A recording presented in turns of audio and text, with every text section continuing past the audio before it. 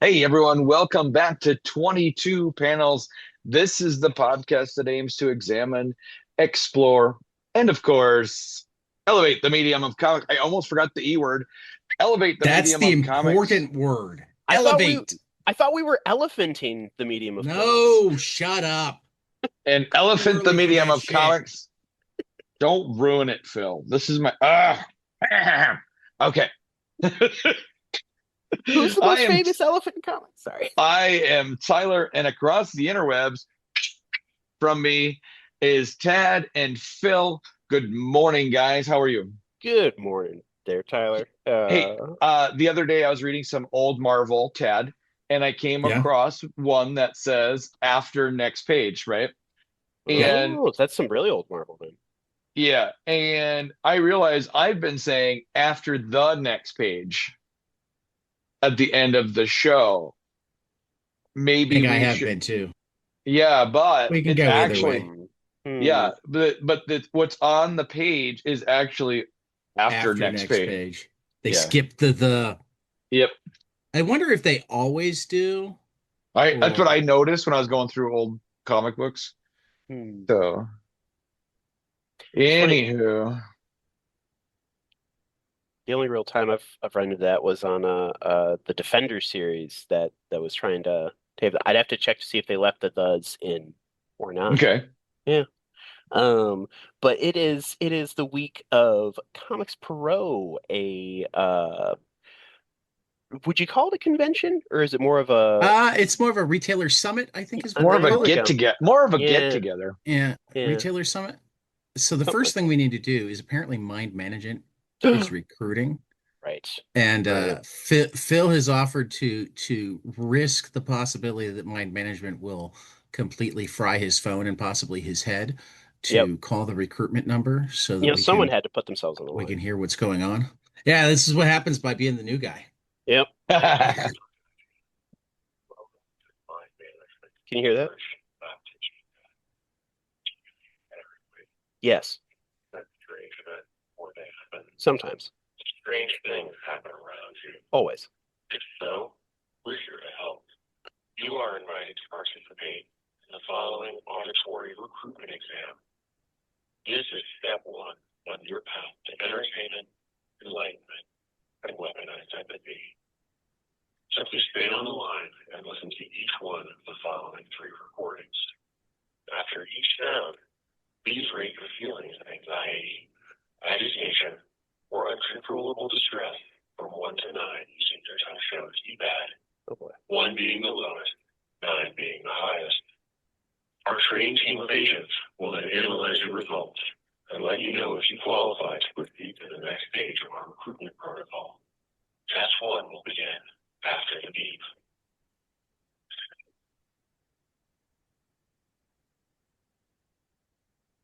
Speak of your response. Oh boy.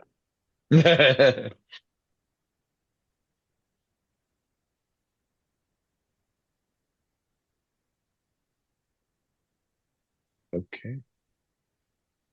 Mm. Well, that was more of Is a. it still going? Oh yeah. Can you guys hear that? No.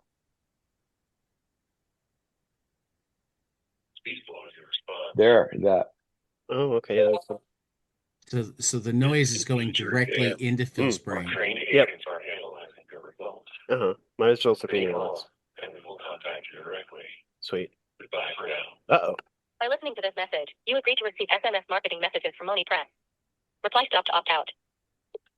All right, there we go. Sweet. It's ad for Oni. I love it. Yeah, so I mean I'm on their radar now, I guess. I hope. Eh? I mean, I might call later just Yep. because, Oh, they I'm all sent a for. text message. Congratulations. I've been selected to proceed to the next phase of the mind management training protocol. Join us to find the training center nearest you. Interesting. I guess I'll be visiting mindmanagement.com after this recording. Yeah, well, Yeah. yeah. This is ahead of the return of mind management at Oni Press. Other announcements from Comics Pro. We have three exquisite corpses Spin-offs, Randy Rascal, written by Tyler Boss. Fox Mask Killer, written by Che Grayson. I feel like they kind of stole that from John Lees, though. Yeah. Yeah. Gas. I wonder if they asked. Hmm. I We'll have wonder to if ask him the next time he's there's on. a historical Fox Mask Killer I mean, other I Maybe. guess than. it's possible. Who knows? Hmm, yeah, Lone Gunman, Pornsack Pichet Show. nice. Tyler, I thought you'd be interested in this. Concrete, Paul Chadwick's book, is having a new Yeah. volume this summer. Oh, really? Concrete is fun. Dark Horse is going to publish 3W3M in print, the Jonathan Hickman Substack thing. Okay. Teeny Howard and Amilcar Pina have a book called Sicko coming from Ignition Press that is like set in a healthcare facility and looks Yeah, crazy. I saw a couple images of that right before Yeah. this. It looks pretty cool. And then also pretty wild, Skybound has announced a book called Terminal, which will involve Robert Kirkman, Joe Casey, Andy Kubert, David Finch, and Arthur Adams, bringing completely unpredictable hyperviolence. Nice. So that's news from Comics Pro, at least so far. I think they might be still meeting today. The next thing is voting has now opened for Zelda Awards for women in comics. The link is hard to remember, so I'll try to stick it in the notes, but it's www.izivote.com/v/the-zelda-awards-8JD0YW. It's that last part that makes it particularly hard for us to just rattle it off rather than but we'll go through the nominees really quick because I'm curious as to how many of them we'll know and how many of them we need to go discover. Because I love that we have a award named specifically for women in comics. It's named after Zelda Jackie Orms, who had was a Black woman cartoonist who's Torchy Brown in the Pittsburgh Courier and a number of other Black-owned newspapers was probably the closest syndication you had for a African American strip for a long time. So web comics, we have Kim Riot, Willow and the Family Ace. Or this is web comics all ages. Camry Lapka, George Smith, paranormal investigator of the PNW. Kaja Folio, Girl Genius. That one I've heard of. I don't know if I've read any. I think I've read a little. Gian A. Thomas, The Stolen Life of Henrietta Lacks, and Dr. Ebony Toussaint, Crash Cart, Ashley the Cartoonist, Flea Boy, and The Weasel. Webcomic Horror, Mary Landon, The Gray, Charlie Ragnarok, The Killer Kiss, Karen Hemmings, Love, Death, Eat, Repeat. I've read some of that. Rebecca Coolheart, Cheap Jack Gentleman, and Pascale Lepis, Wildlife. Webcomic Fantasy, Katie Hodges and Pam Bliss, The Extras. Mata Sorcier, Sacrimony, A Tale of Love, Life, and Death in no particular order. Feather Mage, Magic and Mimic. Megan Gray, The Croaking. Jay Hits, The Barrier, Scroll, and Taney Andrews, Seeds of Doubt.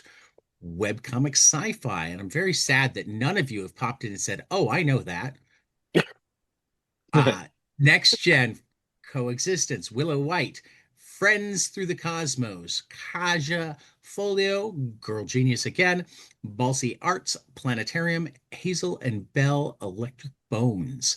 Manga, we have Marie Grussat's Pandemonium, Yamawi's UFO Catcher, Kaj Kunstman, Nyakuza Noodle, Mai Matsuda, Hikaru in the Light, and CJ Willis Tezra Tandem. All right, now we're going to start getting to some stuff that people might know better because it's not strictly on the internet. Meredith McLaren's Meat Eaters, one of my top books of last year. Yeah. Gigi Murakami's Resenter, Amy Chu and Sue Lee's Carmilla, Jasmine Joyner Devour, and Nihariko. Now, Niharika Negi's Hunger. Graphic novel fantasy. We have N.S. Kane, Your Highness. Ro Higashi, Half of the Crown. Ariella Cristantina, Draws on Whales. That was a good one. Jasmine Walls, The Last Session, Volume 2. How can it be The Last Session, Volume 2? Same way we get a multi-volume omnibus series from some publishers. Okay. Mhm.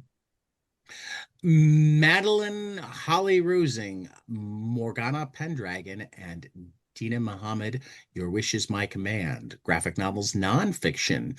Rachel M. Thomas, Shrink. Amelia Strilchuk, Be Yourself. Lisa Burdage, Love Letters Every Day. Shayna Jones, Hammer University.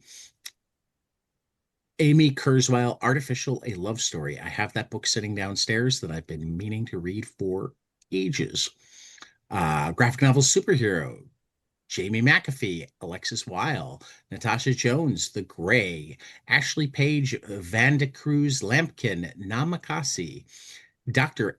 Angelique Roche, Life Dream, Agnes Garbowska, DC Superheroes, and Shay Fontana, DC Superheroes. Graphic novel sci-fi. Jackie Venturi, Outer Space, Mishai Dashiv, Fumes, Wendy Xu, The Infinity Particle. That sounds cool. I've read some of that. It was Have good. you? Yeah. Okay. Mindy Indy, Airhead, and Stephanie Williams, Temporal. Temporal is fantastic. I Mhm. like Stephanie Williams. Children's graphic novel. Quetta Smith, Young Master Choi. Meredith McLaren comes back with Crumble, which was also fantastic. Stephanie Cook, Pillow Talk, Cherie Miller, Curl Friends, Katie Shaw, Dragon Child, and Vera Broskell, Plain Jane and the Mermaid. Vera Broskell does a lot of really good work. Children's graphic novel, Scary. Caden Phoenix, Witchtober, Beatrice Robbins, Ghost Story Saga, Whitney Gardner, The Haunted Guitar, and Jessica Myson Judd, School for Monsters. Best Pencils and Inks, China Rose Maria for Today is Different, Ryan Oakley for Ride to Acceptance, Lorna Dinning, Charlie Sparks, YKO, Yuko, Janet Chet, Skylar Patridge, Finders Keepers, Francesca Fantini, Can I Scream, Anna Wijik, Shu, and Isaiah Fulmore for Temporal. Best Cover to Hila and Tia Ankum for Fumes. I love the Ankums. I've had them. They were part of the Milestone Initiative. Nice.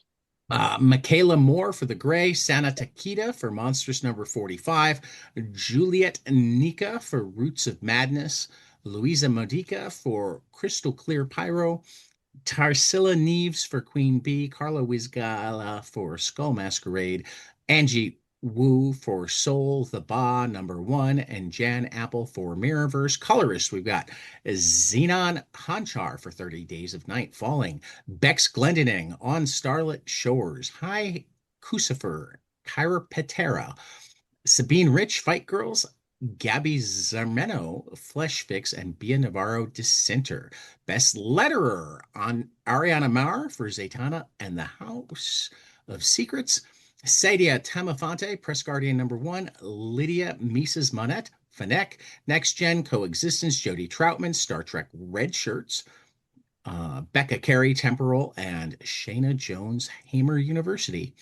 Best single issue, we've got Jasmine Joyner for Devour, Madeline Holly Rising, Morgana Pendragon number 1, Natasha Jones, The Gray number 3, Waildy Old Bear, The Clock, and Janice Denny, Chalawan Uranus. Best series, Stephanie Williams, Roots of Madness, so good. Natasha Jones, The Gray, Madeline Holly Rising, Boston Metaphysical Society, Jackie A, Monster High, N.S. Kane, Queen Bee, Mata Sorcerer Sacrimony, and Rebecca Coulthart, Cheap Jack Gentleman.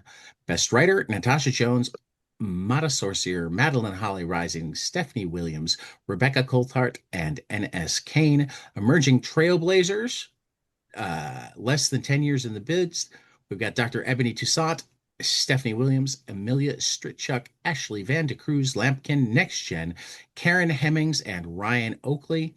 Spirit of Zelda, more than 10 years in the bid. We've got Queenie Chan, Kaja Folio, Nicholas Scott, who just did Cheater and Cheshire Rob of the Justice League. Oh, wait a minute. Excellent. That was Cheetah and Cheshire Rob the Justice League. Rob the Just League. Yes, yes. Wendy Pini, Kaj Huntsman. Wendy Pini is ElfQuest. Mhm. Francesca Fantini, Rachel Dukes, and T. Franklin.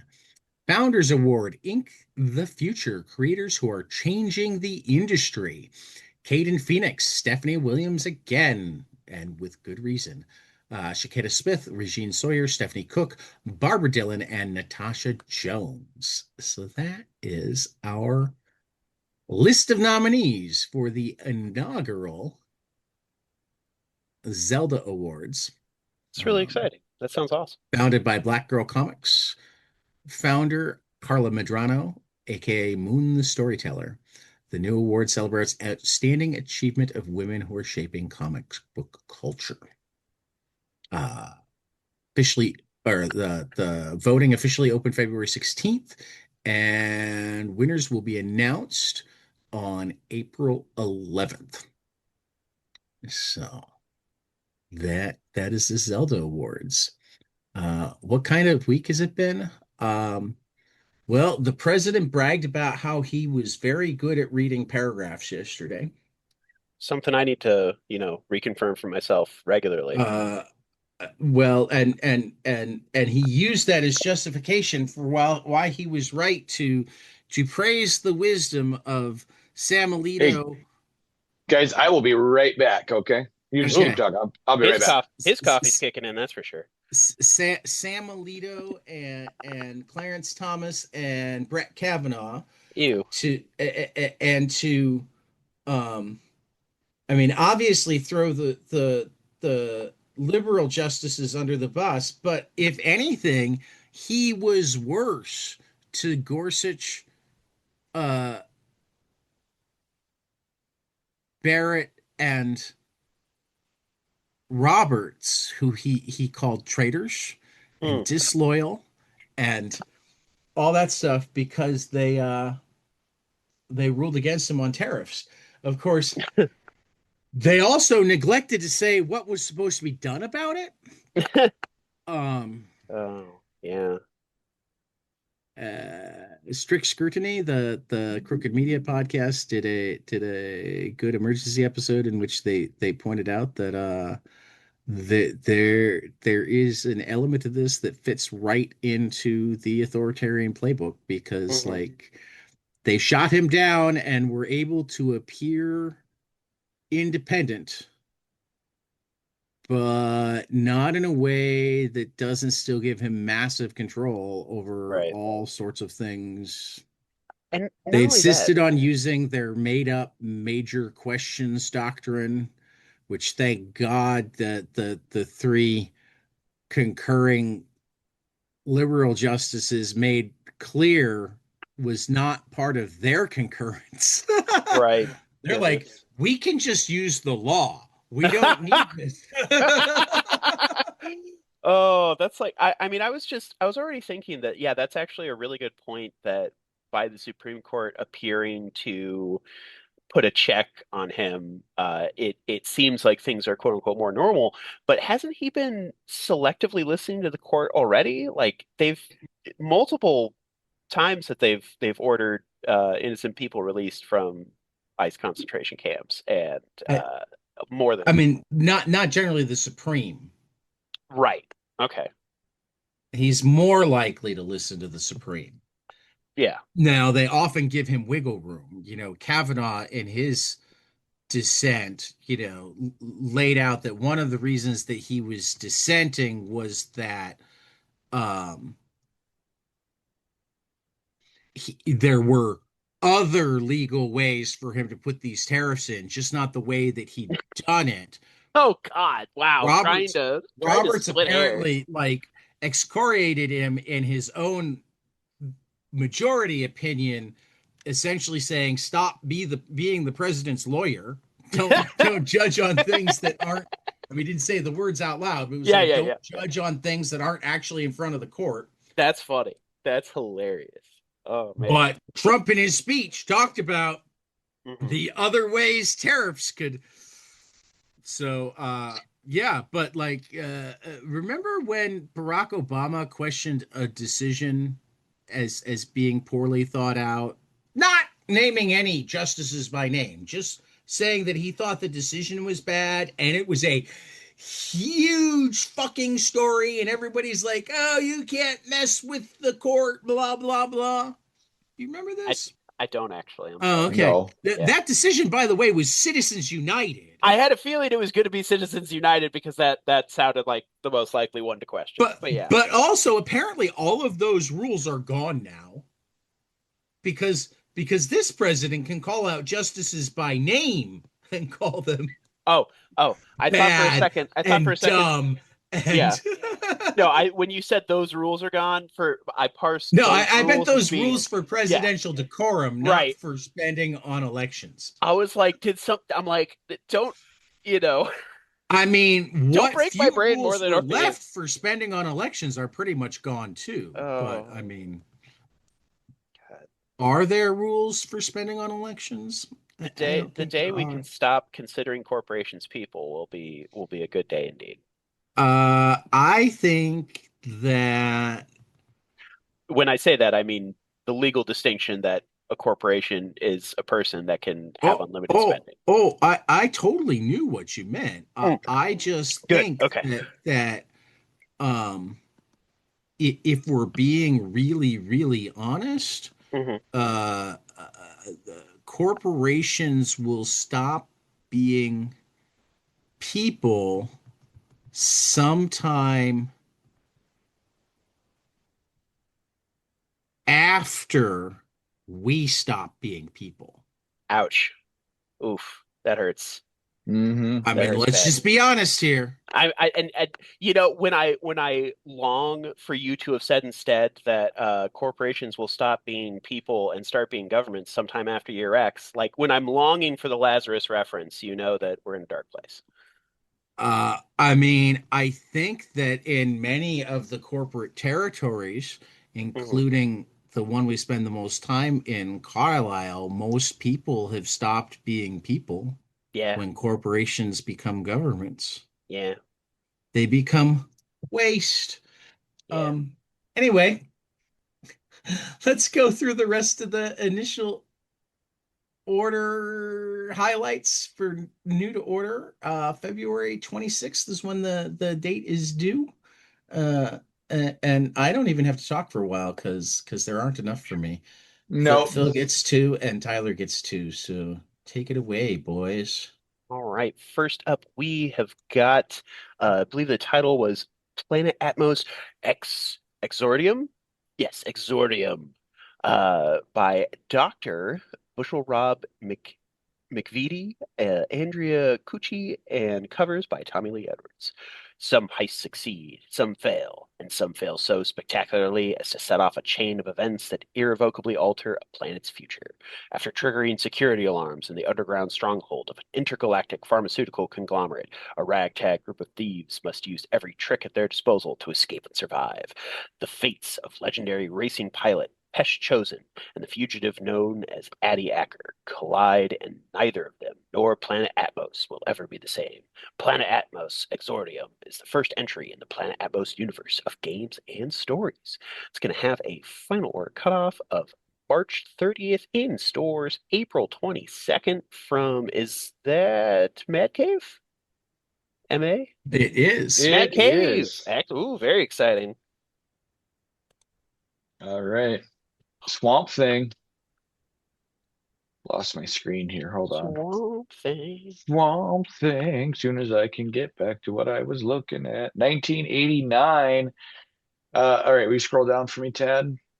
It's not 1989. What are we talking about? Number one or number 88, depending on how you look at it. Yeah, one of the greatest stories never told. Introducing the most famous unpublished comic, DC comic of all time. Over 3 decades since the controversy and cancellation, Rick Veitch's legendary Lost issues are completed. After a renowned 2-year run on the series, Veitch, is that how you pronounce it? Veitch? I Grand think it's Yeah, I think finale, it's Beich. Veitch Grand finale to Swamp Thing was cut short and would never see print. Whispers and leaks hinted at the epic untold saga for years. Now, for the first time, that final story is told. As Swamp Thing is cast back through time, he will get to meet a carpenter who will change the trajectory of his life and the DC universe forever. The origin of Etrigan and Swamp Thing's journey to the beginning of time starts here. This is by Rick Veitch, art by Michael Zulli and Vince Locke from DC, of course. Final order cutoff is April 6th and will be in shops April 29th. So I don't want to spoil things for anybody, but that carpenter that changes Swamp Thing's life turns him into a coffee table. I thought the carpenter was named Jesus. Pretty sure. Yeah. Jesus. Maybe Yeah. Joshua. I think they find a really sweet cup too. All right. We've gone through all the graphic novels, so we're gonna do a couple of collections. Oh, Starting with the yeah. one that I'm shocked that Phil didn't pick a long time ago. It does sound good. The Complete 2000 AD by Alan Moore, Future Shocks and Other Stories. It's going to be Alan Moore as a legendary comics writer credited with transforming the medium and how it was seen through his seminal works such as V for Vendetta, From Hell, and of course Watchmen. But before any of that, he cut his teeth at 2000 AD, the galaxy's greatest comic. It was there that Moore honed his craft in preparation for the accolades that would follow. This first volume in a new series collecting all of Alan Moore's work for 2000 AD brings together all of his future shocks as well as a host of other one-off stories. Moore is a master of the short format story, and this collection doubles as a perfect guide for how to write comics to a page limit. Includes the story A Holiday in Hell, which has never been reprinted in English since its first publication in 1980. Moore's stories are complemented by the works of a string of legendary artists, including Dave Gibbons, Ian Gibson, Eric Bradbury, Brian Talbot, Steve Dillon, Brett Ewins, and more. It's going to have a final order cutoff date of March 2nd, with going to be hitting shops in April 4th from Rebellion, the publishers of 2000 AD. And if you'd like details and insights and criticism of these early works of Moore's, they are gone over in volume 1 of the last 4 in Albion quite extensively. So I guess the reason I hadn't picked it is I guess I didn't know how Mr. Moore still feels about 2000 AD and his work, yeah, I guess since his name is still on it, then I'm sure it's at I least would somewhat actually, from what I know of him, positive. I would imagine that this is still some of the work that he feels best about. Probably, I hope that's one of those things It where certainly involves some of his best work.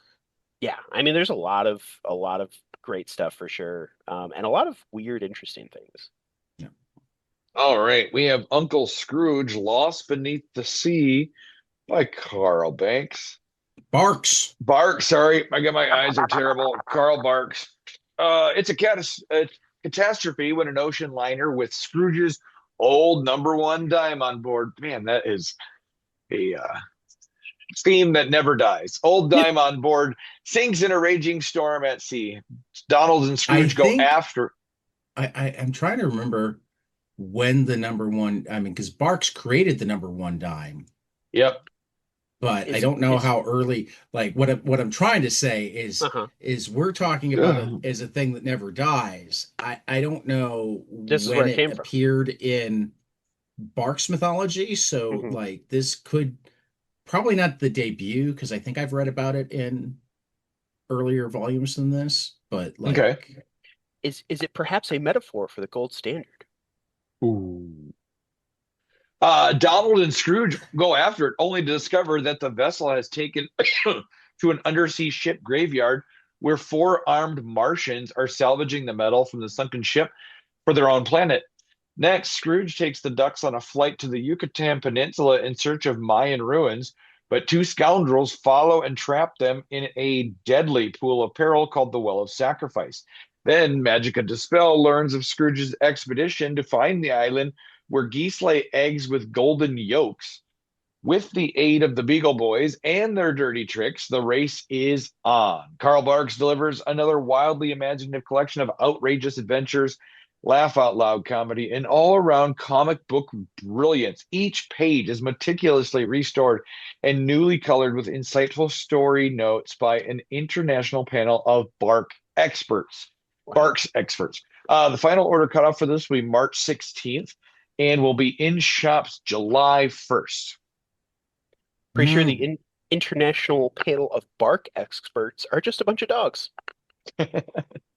Just a bunch Don't of you knock Carl Barks and I'm not Carl knocking. Barks expert. I'm not knocking. I'm not knocking. I love dogs too. just had to Don't get in mess a with my duck bark joke. books.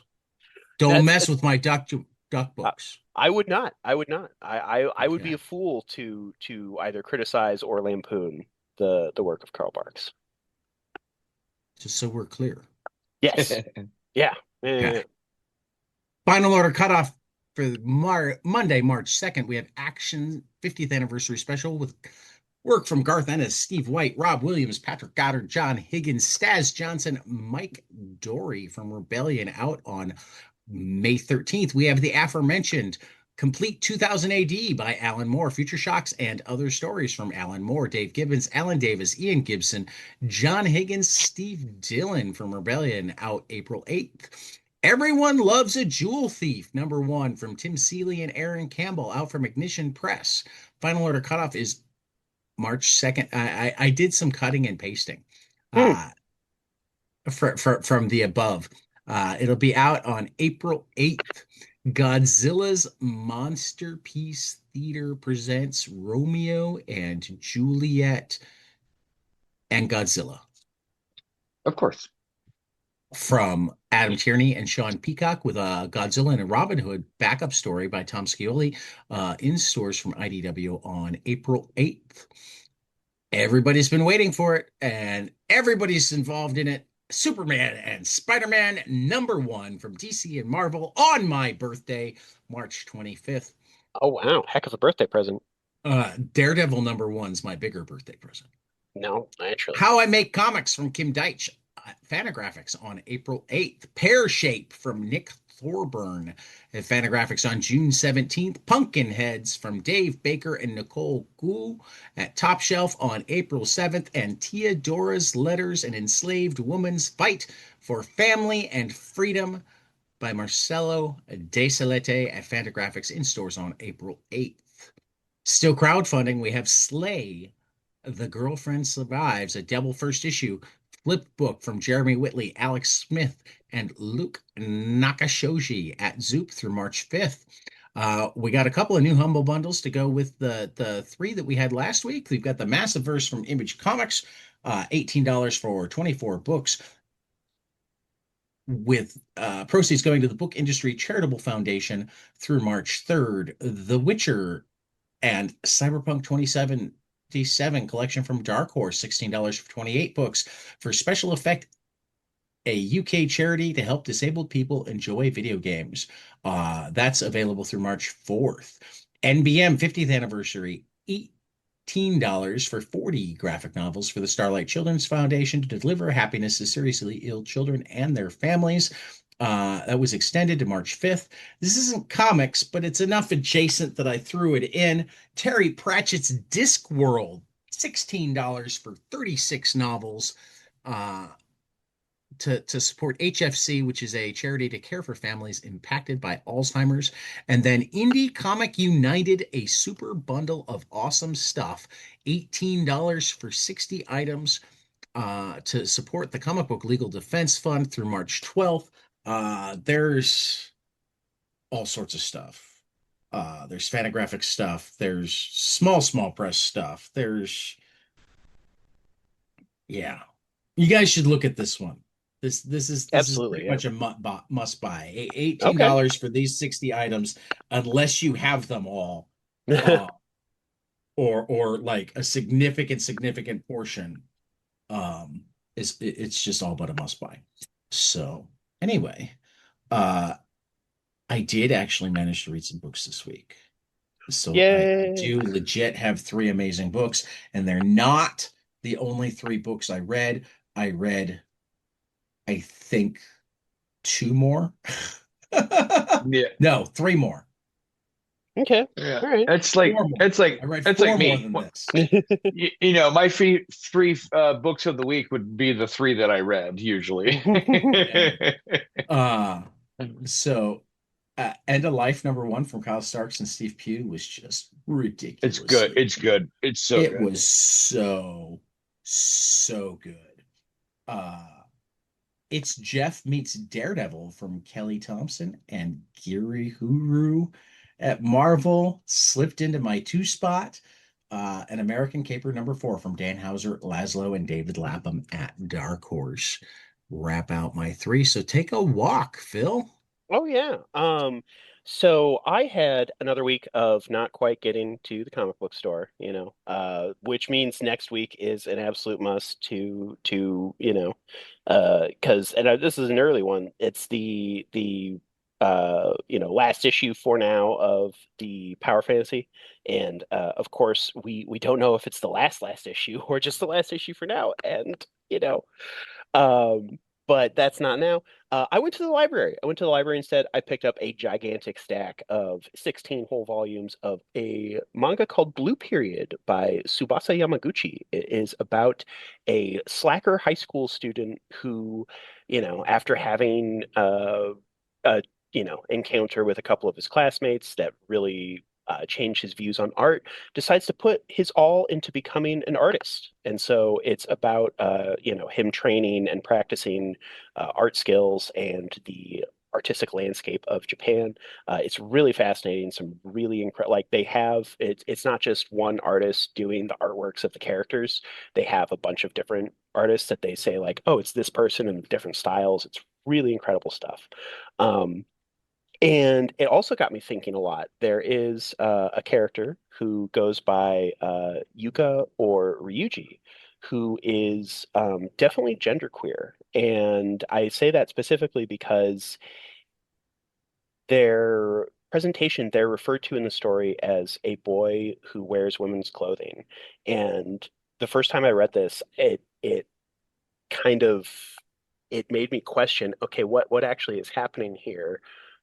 What is the identity of this character and how they're being referred to? Is it in line with like a positive representation? Is this going to go in a good, healthy direction? Because from a certain lens, it initially looks like the main character misgenders them, but it's more complicated than that, naturally. And it got me thinking about the lived experiences of genderqueer people throughout the world. And sometimes it can be a lot more complicated when realizing, okay, hey, this is not just a marginalized identity. This is a marginalized identity in another country that has its own cultural history and social norms, and even the aspect of language to consider in translation. So it has sent me on the start of a research rabbit hole of trying to learn more about the experiences of genderqueer people around the world and what it's like growing up in different cultures from ours. So that was a fun little journey that I went on that leads into the One Piece race, where all that from one chapter. Big thoughts, big thoughts from one chapter. But since this is this is my new, I've put down Mob Psycho for now. I'll definitely get back to Tower Dungeon because Volume 4 has come in. But yeah, this is gonna be my manga reading for the foreseeable future until I can push through it. One Piece Race was still becalmed. I'm still stuck on 626 chapters. You're waiting for me to catch up. Oh I've yeah, I've got to get like 600 chapters under my belt of something. yeah, Ted, we'll catch up quick. Well, don't you worry about it. I mean, Oh I suppose man. it's possible, but I am willing to officially announce I have stopped reading One Piece. How It's could a you? well, it's too long. That's how come. Do you think they should have broken it up into a few pieces, more than just No. one? No, No, just it's one. no, it's in the name. It's One Piece, It's One okay? Piece. That's all you get. It's just one big book. One big honking pile of dung. No, it's Oh good. no, It's not. it is No, good. it's no, no, no, no. I don't mean that. I just meant its sheer volume is daunting. Yes, it is, and that's where I would love for Tad to still hit the goal of being caught up on One Piece by the conclusion of One Piece. You know, at the very least, if you can A- read that final a- chapter. and I still hope to. Yeah, it's you know, I'll try to since I don't mind Summer is spoilers. coming, spring break is coming. Okay, there we go. Yeah. These are both times that could lead to more reading. Um, but this actually leads to my way uh uh what's the word I'm looking for? M more OCD. more disturbing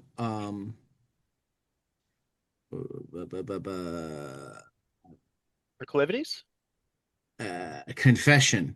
Oh, okay. Confession. Okay. Oh, here we Um, go. I love a good confession. as we move into our great responsibility, 20th Century Men, I did not manage to reread it this week. Oh So no. Tad, this is where you guys are on the spot. that's okay. You know, here I think you've deserved a break, you know. Um You son of a bitch. Whether I deserved one or not, I kind of wound up taking one. yeah. I What mean, happened? What this is happened? a pretty heavy book. What? You're It's just holding him to the fire. Why Yeah, what didn't you it happened? read more, it was Tad? just it was I'm just just no, I'm just teasing. No, you had mentioned you had alluded to that it was a week, Oh, I'm and it was sure. a week. I'm sure. You're wheeling okay? You're traversing in your automobiles. That's not as long Yes, as okay. yes. The That's the good. cars are good. Excellent. The week even ended pretty well. That's good. But it was just a long journey to get there. Yeah. Yeah. And I mean, I can understand why this might have been a slightly difficult book to read right now. You know, it's in the sense Oh, I that mean, I don't think the book itself would have been hard to read if I'd started it. I love this yeah. book. Oh, it's great. I just mean Uh, that I couldn't stop thinking about, wow, it's certainly a little surreal reading a book about World War III right well, I now. mean, yes, there is that, Yeah. but You know, which is to say that, yeah, this is an absolutely stunningly beautiful book. It knocked me off my socks in the yeah, the painterly quality to the artwork is really cool. n- Um, not just the painterly, but the way that on the page, I swear there are so many pages where it feels like every panel's in a slightly different style. a Uh, little bit, yep. yeah. Because look at okay, I don't know if you can see my screen, Uh-huh. but we're going from something like this, Yes. Yeah, yeah, yeah. okay, Something with it's a ready, large and I have that to page somewhere. and then to Yes. to this, right? So we are switching styles completely. Hmm. And I agree with you. It is not it's cool. And I really that's for I those really enjoy this style of artwork like this, right. you know? For those listening, Tyler is pointing at the it goes from a like sun-soaked nom, clearly like a digital painting sort of style to a very stark gray and line drawing on the next page there. Yep. And then so it's where not just color but also texture and emphasis. Like the when scenes are more line work driven than color and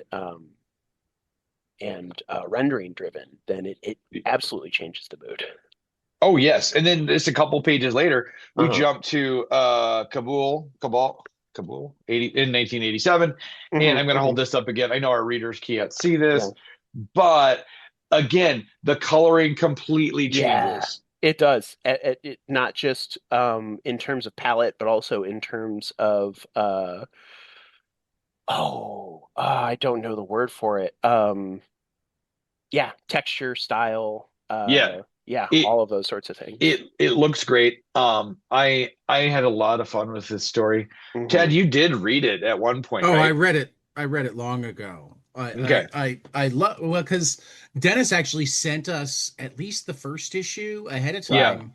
Yeah. before. I mean, we talked to him about this book right before it came out. Yep. Wow. And yeah, it's a phenomenal book. I don't have anything good to say about it today Nothing because good to say. It's funny. it's I have not nothing good to it's say not about it. fresh in my head. It's Yeah. understandable. No, Yeah. I So get it. so I'm mostly letting you guys handle the great responsibility today. It's Stop okay. calling me out, Tyler. Putting me on the spot. Damn it. I'll take that spot, Okay. this But pretty good, pretty good. so far we've only been talking about the artwork, but the story Yeah. itself is great. The story Um, itself is also great. Yeah. yeah. Uh, Um, man, I now that you pointed out the different shifts in artwork, yeah. it's every few pages because It's now we're going to this yeah. yellow motif, Uh-huh. Uh-huh. and that was great. I swear it's so it's actually on page 3 that Okay. it really got sucked into it, where it looks like the first drawing is kind of a landscape and could be, I mean, any number of artist styles, but then the second panel looks heavily influenced by Richard Corbin, followed by, it was funny, then the Are silhouettes you reminded. are What's you on that? the Vietnam? Are you on the Vietnam Yeah, so page? it's in Vietnam. So this is page 3 of issue 1.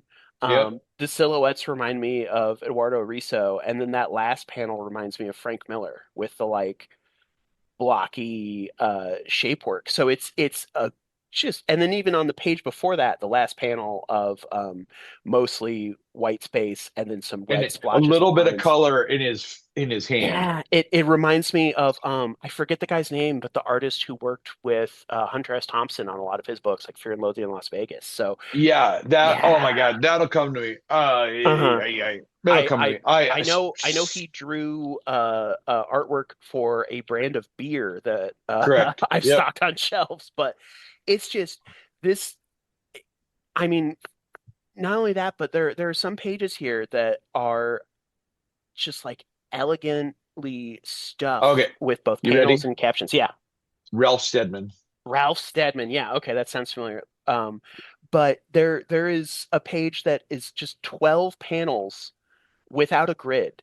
And I absolutely love that. I go nuts for books that Free, can, real free flowing like that. yeah, that can have variety between, okay, there are some books that kind of settle into a pace of like maybe 5 panels per page, and sometimes there'll be mostly a large one.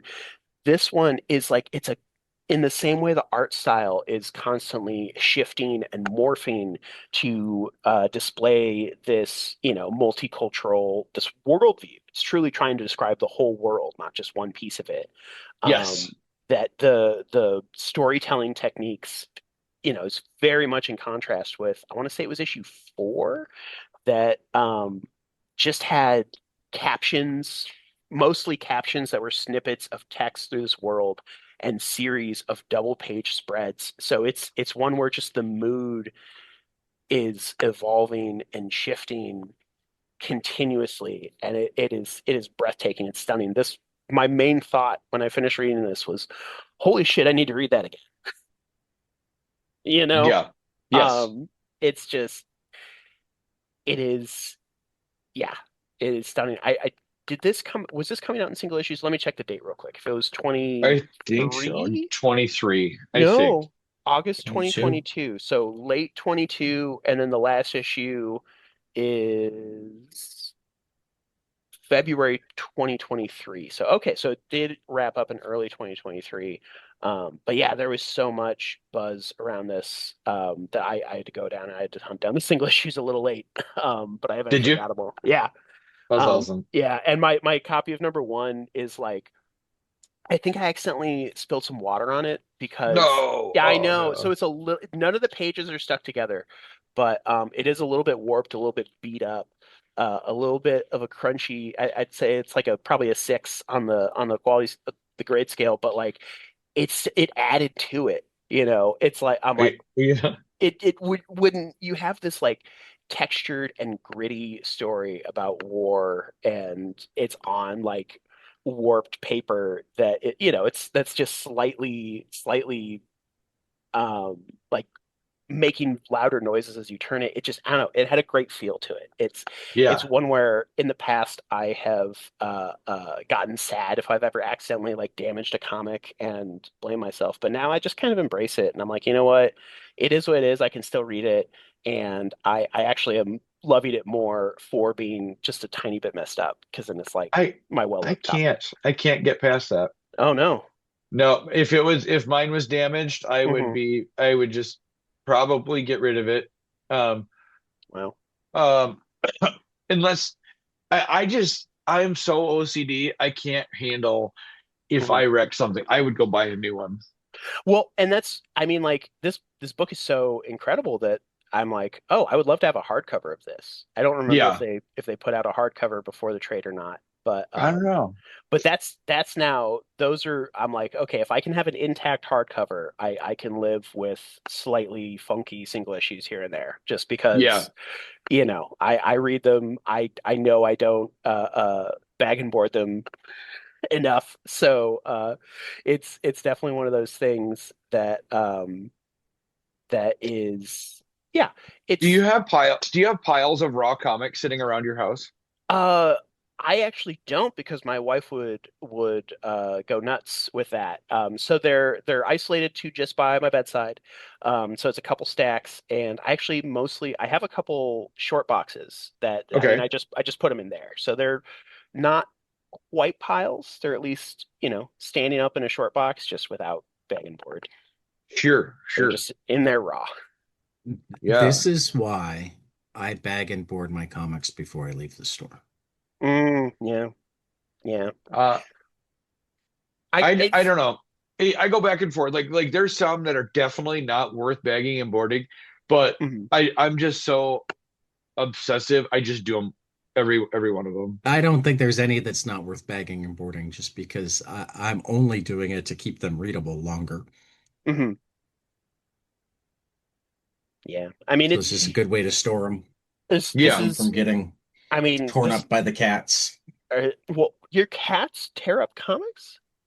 My cat, I don't think they've torn up a comic yet, Okay. but like, I Okay. don't want to put that to the test because they do I like tearing understand. up things. They do, yeah. I mean, my guys have thankfully I don't think they've ever destroyed anything, but again, we got a nice a really fun leaf-shaped rug that we put in the middle of the room, and they were like, "Ooh, we're gonna scratch this." And we're like, "No, stop it, you jerks. This is ours. This is our nice thing." You dicks. Yep. You don't even pay rent. Get out of here. I say Too that funny. as one of my guys is lovingly sleeping in my lap right now. That's funny. Oh yeah. Oh yeah. But yeah, Okay. I also wanted to give a shout out here. This is probably my favorite depiction of an American president that I've read in a while. Oh yeah. Where, yeah, in the sense that, okay, this is like a super powered bastard Reagan was the sense I got out of him. True. Where it's so it's also it's an interesting choice to have your protagonist be Russian, True. because I mean Russia is a pretty awful place, and while, my heart goes out to the people who endure living there under the tyrannical regime, it's as a state has been the aggressor and in the wrong, morally speaking, a lot. However, by shifting that perspective just a bit, I feel like that allows Camp to go in harder on how awful and terrible and evil America has been. You know, Yes. Yep. it's one of those books where you very quickly realize, even though this is a book about quote unquote superheroes, these are not good people. These are Well, these and are doesn't that the monsters of the also, world. I mean, and yes, and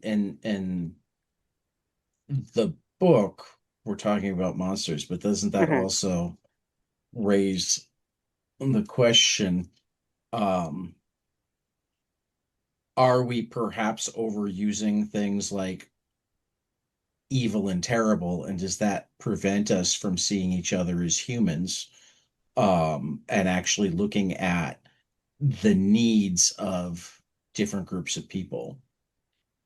Hmm. So I think it, I agree with you. I definitely agree with your sentiment that, um, that because of our culture of combining evil with the unknown and with the other, that yes, that absolutely does that. I think that in this book, it's a little bit, Oh yeah, no, in yeah, this yeah, book it's and that's why I made that caveat. sure, sure, sure, sure. Um, but by taking a slightly different perspective, and Camp Hmm. does it, some other people have done it, Hmm. by making us look at America from an outsider view Hmm. and some other country from an insider view, Yeah. um, doesn't it do, and like again, I didn't reread it this but week. Hmm. I'm having to stretch back. That's Doesn't okay. it do some humanization of both sides? I see, that's the thing. Greater humanization of both sides. I did normally, so in an example of a work like Superman Red Sun, I think that's a book that both sides and tries to equate America and Russia in those ways. I think that in this one, I actually did not see a lot of humanity and sympathy in American characters, more or less at all. And that's kind of what I mean by it allows him to go in harder, where if But instead, and so, well, I guess if anything, so given the fact that the reader lives in America, generally, yeah. which tends to be focused on exceptionalism, isn't that alone a humanization of American characters? I think that To the say, impulse, oh, the bad guys can be American, well, I, so which doesn't make the other guys good guys. yeah, I think that Because yes, the, that is one. I mean, think about how much hoopla we have mhm, over anybody who wants to support the rights of Palestinians. right. Okay, um, because there's this idea that to question Israel in Hmm. and of itself is anti-Semitic. Right. Um, I mean, I don't and agree with that, but there that are sentiment's out there, yeah. no, Yeah. I don't either. Yeah. And there are absolutely some bad Palestinians. Yeah, I'm sure. Um, so I mean, what you need to be able to get your head around is yes, Jews have gone through a lot, and yes, Israel is probably necessary, at least now. Whether it was the best situation or solution 70 years ago almost doesn't matter anymore, right? Um, we've reached a point where it can't go away. Well, and Um, and real quick to cut in there, I think that instead it's hard to imagine an America that does not support Israel anymore. I don't know if it's necessary, but for the direction that America's heading in, it is. well, I don't. I mean that's another question It entirely. is. It is. Yeah. Yeah. Um, I mean, I honestly think at this point, um, America stopping military support to Israel could be the best thing that happened to Israelis. Um, because I don't think they would get overrun, but I think that they would have to start negotiating for real. I Yeah. think they would That's need to yeah. start treating their neighbors as human Yeah. beings. That is for sure. It's I observed a similar argument to this online this week where, one person said like, oh, point out like two state solutionists typically don't work. Hmm. And I the thought I had was, well, I mean, I think that a two-state solution would be possible if Israel didn't continue to provoke and agitate and aggress I towards mean, others.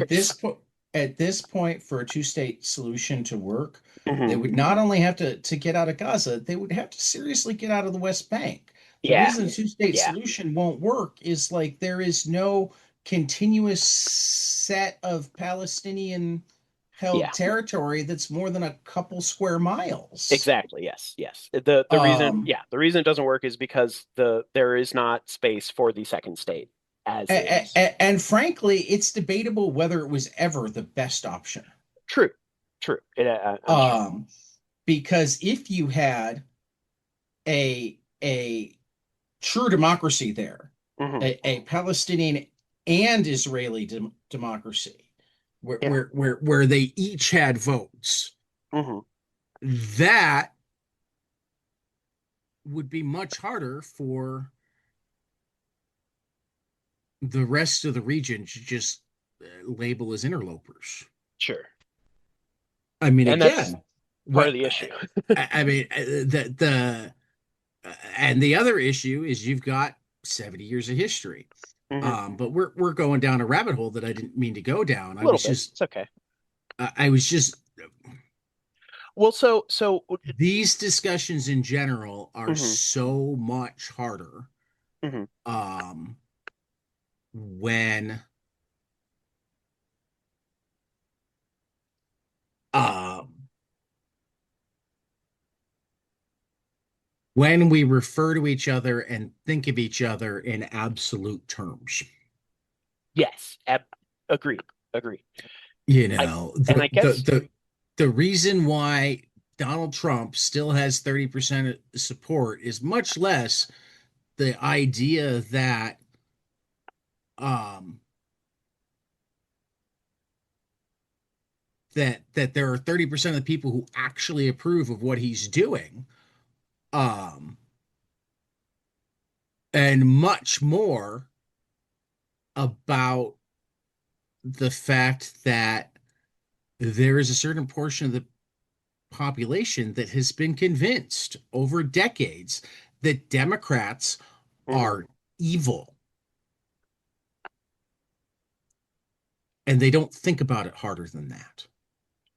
That's Right. true. And so I guess what I'm imagining is that by framing for mostly American readers a story where America is clearly and undisputably the enemy, what it does is ultimately humanize those seen as enemies by America because you have to sort of invert the situation mentally to find that And empathy. what I meant by saying it humanizes Americans is I think Hmm. too often we think of ourselves as superhuman.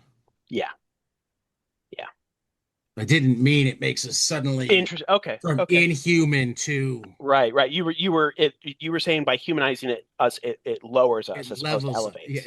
Okay. Interesting. it makes both sides equal or more Yeah. equal rather Um. than, See, and that's one or at thing least makes you think of them in more equal terms, I makes you don't, consider them based on their actions more than their color or nationality. and so I think that I actually don't see a lot of equality in this book. I think instead of saying that it equalizes, I would Again, I think that haven't read it in forever. I know, but I would say that I think it changes. It changes the way you perceive these nations and these people. So because this is also a book that is heavily about imbalances and the differences between the parts of the world. So, but So in terms of morality, yes, it definitely morally equalizes. we have Tyler on a clock, and Right. we have breaking comic book news. Dun dun dun. Uh, Let's transition. I feel like we've plumbed this mine. yeah, and this is only in the launching soon phase, but friend of Uh-huh. the podcast, Jonathan Bayless's Next Sew Buttons, anthology of autobiocomics, Who's Mm. My Daddy, has just gone up to be followed on Kickstarter. So go over there and click that save button to be notified on launch. Uh, each story illustrated by a different artist, including Noah Van Sciver, Banu Pratap, B. Muir, and Nathan Gilgood. Um, so I love all of Jonathan Sobutton's stories. So I am happy to see that he has another one on the way. And since that literally just pinged, I can say it's breaking comic news. Breaking. Even though this won't go up for like 24 hours, 36 hours. So like by the time anybody hears it, it'll be a day and a half old. It will be But- broken comics news. But we've got it on recording here that That's right. you reported it the minute it 8:23 came out. a.m. The email came in at 8:17 a.m. on You had a Actually, reporter. the first one came in at 8:16 because February Jonathan- 21st, 2026. Because Jonathan's smart. He sends out a project update from all of his previous projects to say that the new project is coming. So that is a pretty good move. since I've backed a couple of them on Kickstarter, I got 2 messages right on top of each other. Nice. Okay, cool. So Awesome. anyway. Yes, I am moving into a theater today. I'm in a play, and we go on Friday. So we are moving into our theater space today. Oh wow, it's exciting. Yeah. So if you guys want to see a really funny slapstick, version of Robin Hood, Oh, Is it Robin Hood and Godzilla? no, but Why I not? do play Robin's accountant.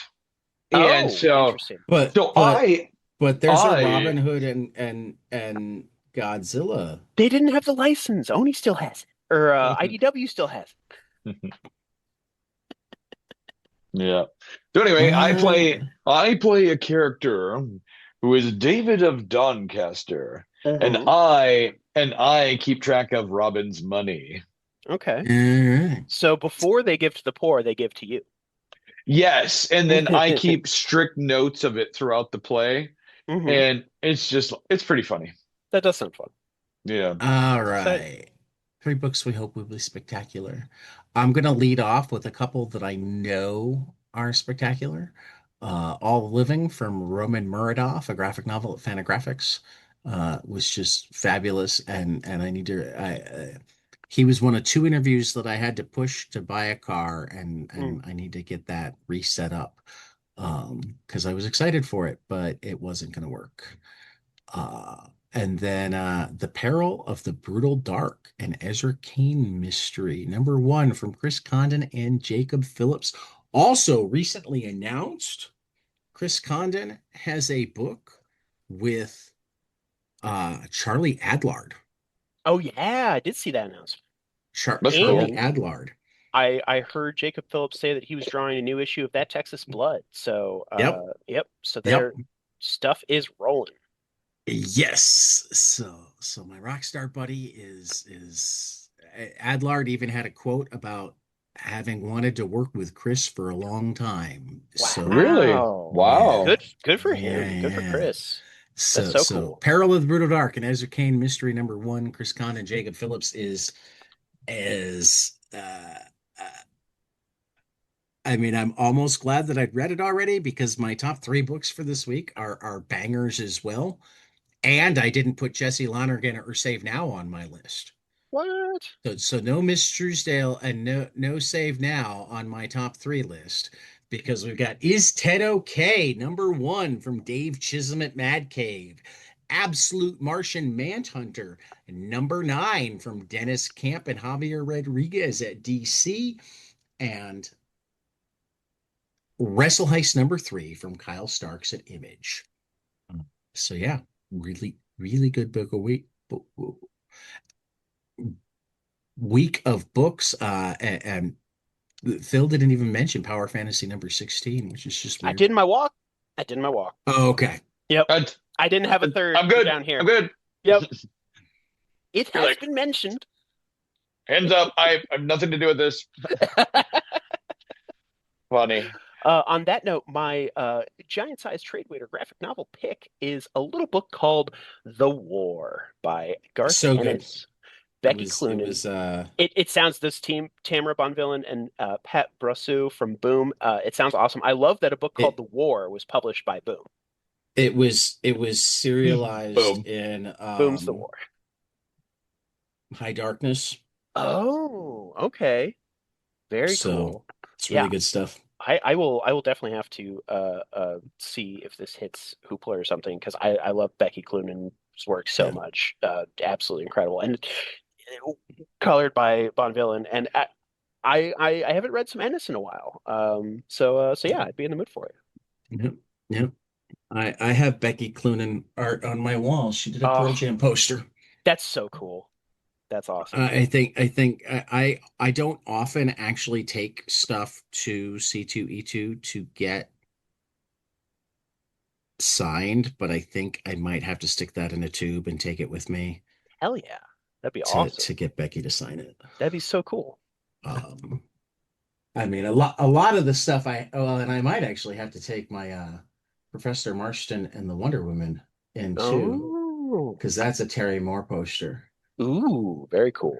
And I see A you got lot, a a, 11 a lot Rockets of the behind you. stuff I have in my wall or on my walls is already signed because it's like Mm. prints and stuff that I got at C2E2 or various Naturally. places. Hmm. Um, Can you imagine buying those and be like, no, no, no, don't autograph it, please? Don't well, I just mean, I leave it sometimes have to alone. remember to ask I know that. I understand because that. Yeah. not everybody's good at remembering to just offer.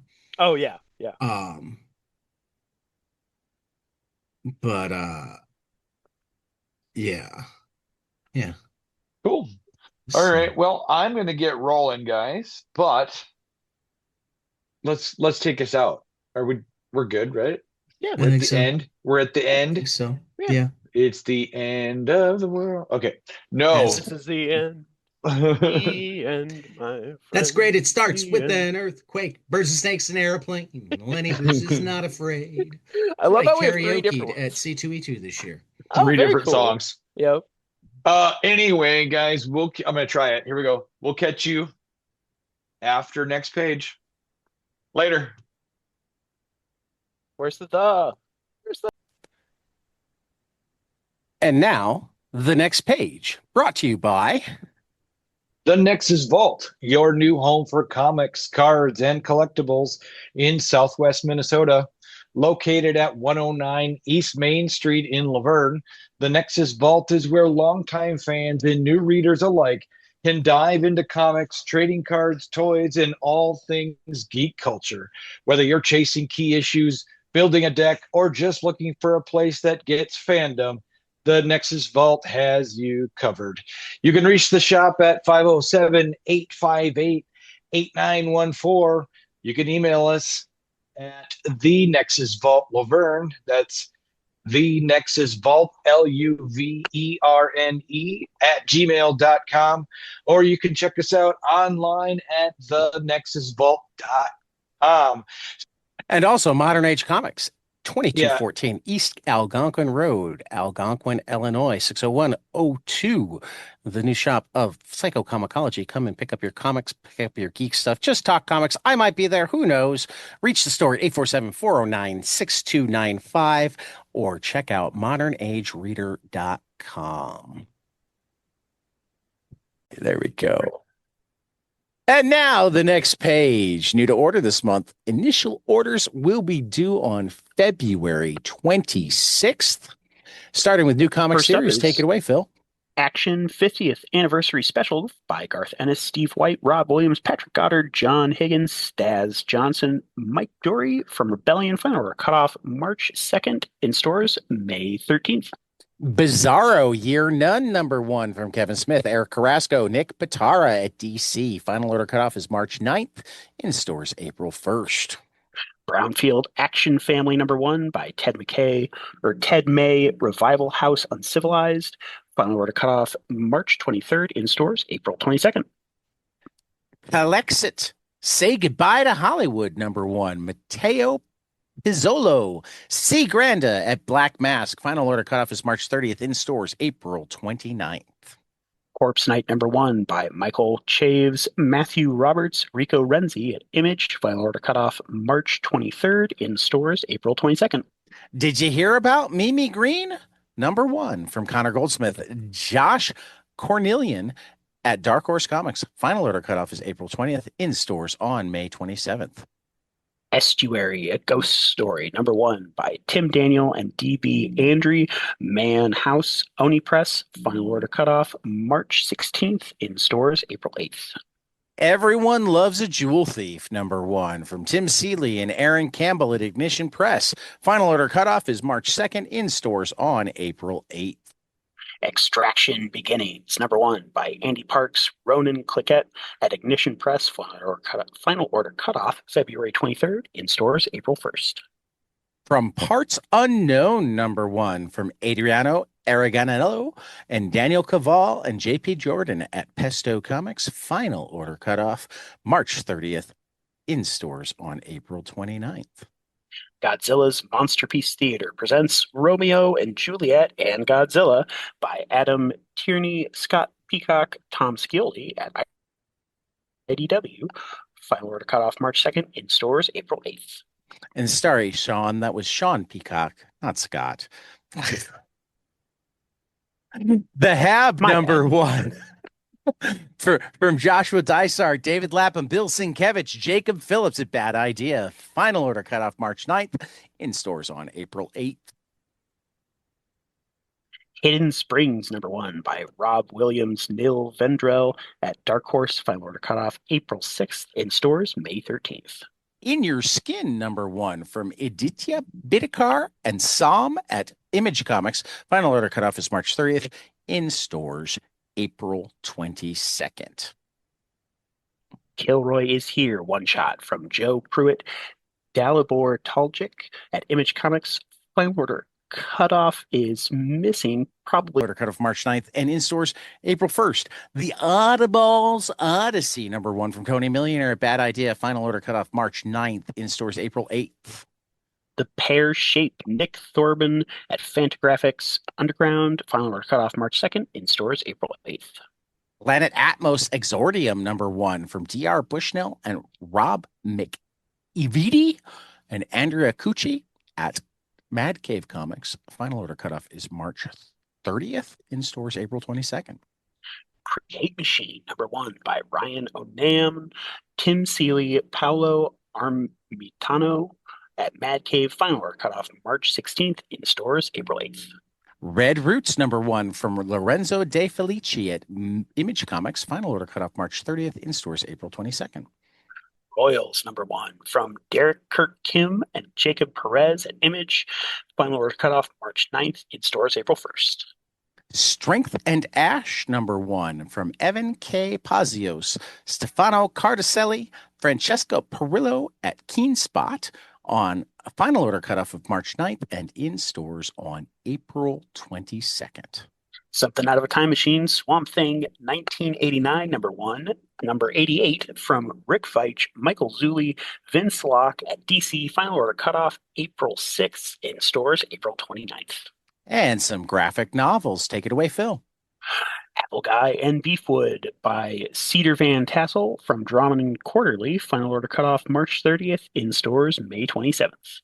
Chernobyl, Life and Other Disasters from Yevgenia Neighborg at Neil Porter Books. Final order cutoff is March 16th, in stores April 14th.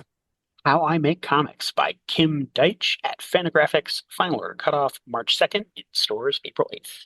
How to Survive the End of the World, a graphic expression of how to maybe avoid extinction from Katie Doty at MIT Press. Final order cutoff March 2nd, in stores March 31st. I Didn't Ask for This by Jeannie Wood and Josh Cornelian at Mad Cave Maverick. Final order cutoff March 23rd, in stores April 15th. That's a good friend of mine, Jenny Wood. Hopefully we'll have her back soon. Magnificent African Adventure, The Perils of Giuseppe Bergman by Milo Manara at Fantagraphics. Final order cutoff is March 23rd, in stores on April 29th. Mary Payne by Lola Laurent at Drawn and Quarterly. Final order cutoff March 9th, in stores May 6th. Narrow Rooms from Choi Sungmin at Drawn and Quarterly. Final order cutoff is March 23rd, in stores May 20th. Opioids and Organs, Arizona O'Neill, drawn and quarterly, final order cutoff March 16th, in stores May 20th. Outline, Michelle Fischels at Oni Press, final order cutoff July 27th, in stores on August 19th. Bunkenheads by Dave Baker and Nicole Gu at Top Shelf, final order cutoff March 2nd, in stores April 7th. Reincarnation Stories from Kim Deitch at Fantagraphics, final order cutoff is March 23rd, in stores April 29th. Sovietland by Pierre-Henry Gaumont at Abrams, final order cutoff March 16th, in stores April 29th. Was That Normal by Alex Potts at Avery Hill, final order cutoff is March 9th, in stores April 1st. Young Shadow and the Watchdogs by Ben Sears at Fantagraphics, final order cutoff March 16th, in stores April 22nd. And some collections, Phil. First up, there's Batman and Volume 1, Daylight by Matt Fraction and Jimenez at DC, final order cutoff March 9th, in stores June 2nd. Cheetah and Cheshire, Rob the Justice League from Greg Rucka and Nicola Scott. From DC Comics, final order cutoff is March 9th, and in stores May 19th. The Complete 2000 AD by Alan Moore, Dave Gibbons, Alan Davis, Ian Gibson, John Higgins over at Rebellion, final order cutoff March 2nd, in stores April 8th. I neglected to put it there. That's The Complete 2000 AD by Alan Moore, Volume 1. There will be Volume more. 1. Yeah. More. The Complete Charles Dana Gibson, A Widow and Her Friends from Charles Dana Gibson at Living the Line. Final order cutoff is March 9th, in stores April 8th. Everything Dead and Dying by Kate Bromble and Jacob Phillips at Image Comics, final order cutoff March 2nd, in stores April 8th. FML from Kelly Sue DeConnick and David Lopez at Dark Horse Comics. Final order cutoff is March 30th, in stores on September 15th. Godzilla vs. America, Boston, Chicago, Kansas City, Los Angeles by Tim Seeley, Carolyn Cash, Gabriel Hardman, Dave Baker, Jesse Lonergan et al. Over at IDW, with a final order cutoff March 2nd, in stores April 7th. Gunpowder Profits from Justin Jordan and Patrick Piazzalunga at Mad Cave. Final order cutoff is March 16th, in stores April 8th. The Guy in the Chair by Hannah Rose May, Utkarsh Ambudkar, Guillermo Sana, Deirbla Kelly over at Dark Horse, final order cutoff March 9th, in stores June 9th. Mobius Library, The Depressed Hunter from Mobius at Dark Horse. Final order cutoff is March 9th, and in stores June 9th. Red Book, Volume 1 by James Tynan IV and Michael Avon Oving, Dark Horse, final order cutoff March 9th, in stores June 30th. Space Scouts by Matt Kent, David Rubin at Dark Horse. Final order cutoff is March 9th, in stores June 9th.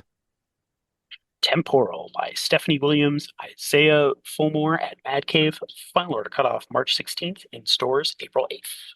And Uncle Scrooge, The Lost Beneath the Sea, the complete Carl Barks Disney Library number 30 by Carl Barks at Fantagraphics. Final order cutoff of March 16th, and in stores on April 28th.